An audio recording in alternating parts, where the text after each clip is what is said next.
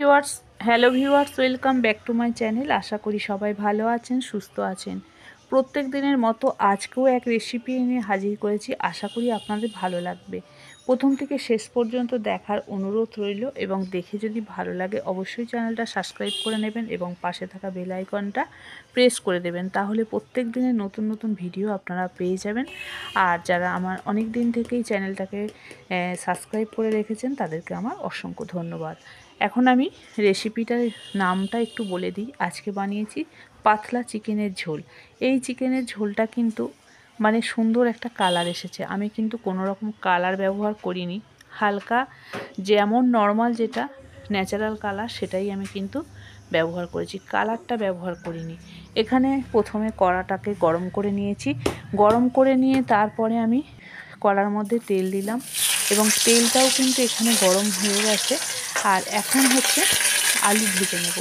পাতলা চিকেনের ঝোল বানাবো।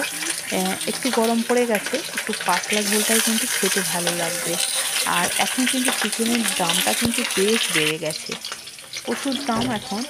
তা এখন চিকেনের দামটা এতটাই বেড়ে গেছে যে কেনাটাই মুশকিল হয়ে যাবে। তবু আমি আজকে রবিবার যেহেতু ভাবলাম একটু কিনে খাই, তাই এখানে আমি আলুটাকে একটু বড় বড় সাইজ করেছি। সঙ্গে দিয়েছি আমি গাজর। গাজরটা ভীষণ ভালোবাসি আমরা গাজরটা, তাই আমরা যে কোনো সবজিতেই আমরা একটু ব্যবহার করে থাকি। তা গাজর আর আলুটাকে আমি একটু ভাজা করে নিয়েছি। নিয়ে এর মধ্যে আমি এটাকে তুলে রাখলাম। রেখে আমি এখানে দুটো বড় পেঁয়াজ নিয়েছি। গরম তেলের মধ্যে দুটো পেঁয়াজকে আমি ভালো করে ভেজে নিলাম, নিয়ে সেটাকে তুলে রাখলাম। এবার এর মধ্যে আবারও কিছু তেল দিলাম। দিয়ে এখানে আমি আদা আর রসুন আর এখানে দিয়েছি গোটা গরম মশলা। গোটা গরম মশলা আগে ভেজে নিয়েছি, তারপরে আদাটা দিলাম। তা আর গোটা গরম মশলার মধ্যে সুন্দর একটা গন্ধও বেরিয়েছে। আর বন্ধুরা, আমি কিন্তু সবসময় রান্না করি অল্প তেলের মধ্যে। যতটা তেল কিন্তু খাওয়া কম যায় সেদিকেই খেয়াল রাখি। খুব অঝোরে তেল আমি দেবো না। তা এখন চিকেনটা ধুয়ে রেখেছিলাম পরিষ্কার করে, সেই চিকেনটা এখন তুলে দিলাম। এটা খুব ভালো করে আমি ভেজে নেব তেলের মধ্যে। আর এটা আমি ঢাকা দিয়ে বাচ্চাগুলোকে খাইয়ে নেব। এই রান্না করতে করতেই কিন্তু খাওয়াচ্ছি। এই সময়টা একটু যে ঢেকে রাখবো, এতে আপনা থেকেই জল বেরিয়ে যাবে। তা সেই জন্য আমি একটু ঢাকনা তো দিতেই হয়। তার যেই যখন জল বেরোতে থাকবে, এখন আমি এটাকে ঢেকে দিয়ে বাচ্চাদের খাওয়াতে চলে যাব। কিছুক্ষণ পরে আপনাদের দেখাবো কতক্ষণে একটু জল বেরিয়েছে। তাহলে জানা যাবে যে চিকেনটা খুব ভালো করে ভাজা হচ্ছে। এখন দেখুন, ঢেকে চলে গিয়েছিলাম, ফিরে এলাম, বেশ একটু জল বেরিয়ে গেছে। তা এটাকে আরও একটু ভেজে নেব। আর একটু চিকেনের কালারটাও কিন্তু বেশ অন্যরকম হয়ে গেছে। এখন আমি এর মধ্যে দিয়ে দিলাম হলুদ, লঙ্কা, আর যেটা ন্যাচারাল সেটাই দিলাম, ধনে গুঁড়ো আর জিরে গুঁড়ো। এই 4টে মশলা ব্যবহার করেছি। মশলাগুলোকে দিয়ে দিলাম। মশলার মধ্যে দিয়ে আবার চিকেনটাকে ভালো করে এরকম নাড়াচাড়া করে নিতে হবে। তবে খেয়াল রাখতে হবে যাতে না কিন্তু পুড়ে না যায়। পুড়ে গেলে কিন্তু তরকারির কালারটা কিন্তু পুরো ডিসমিস হয়ে যায়, দেখতে ভালো লাগে না। এখন আমি টমেটোটা দিয়ে দিলাম। টমেটোটা দিয়ে এই মশলার মধ্যে ভালো করে নাড়াচাড়া করে নিতে হবে। আর যাতে মশলাটা পুরোপুরি চিকেনের মধ্যে ঢোকে।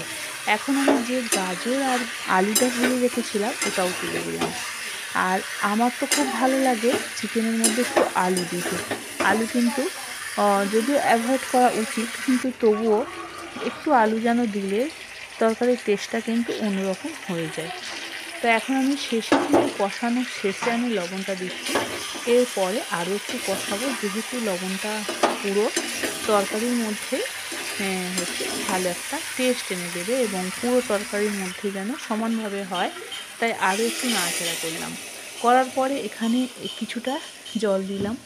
যতটা দিলাম মোটামুটি হালকা করে জল দিলাম, খুব বেশি জল দেব না। এবার আমি এটাকে ফুটিয়ে নেব। আরও কিছুক্ষণ এটাকে কুক করতে দেব। আর এটা কিন্তু একদম খুব অল্প পরিমাণ জল যদিও দিয়েছি, আর এটা একটু ফুটন্ত মতো হয়ে গেছে। তা এখানে পুরোপুরি কিন্তু আমার রেডি। তা এখন আমি এখানে দিয়ে দিচ্ছি বেশ কিছু ধনিয়া পাতা। এই ধনিয়া পাতাটা দিলে তরকারির মধ্যে একটা সুন্দর ফ্লেভার আসে, বেশ ভালো লাগে।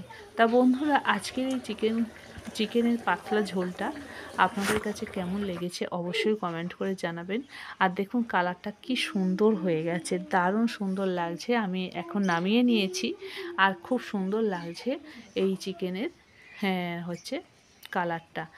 জানি না সুন্দর কেন কালারটা হলো, হয়তো টমেটো আর গাজর দিয়েছি বলে হয়তো সুন্দর কালারটা এসেছে। এর আগে কিন্তু আমি রান্না করেছি, এরকম কালার কিন্তু আসেনি। তা আজকে কিন্তু খুব সুন্দর এসেছে কালারটা, আমি নিজেই অবাক হয়ে গেছি যে এত সুন্দর কেন কালারটা এলো। তবে আমার মনে হয় কষানোর মধ্যে মাংসের মধ্যে একটু চর্বি ছিল, সেই চর্বির কারণে কিন্তু এই মাংসের ঝোলটা এত সুন্দর কালার হয়েছে।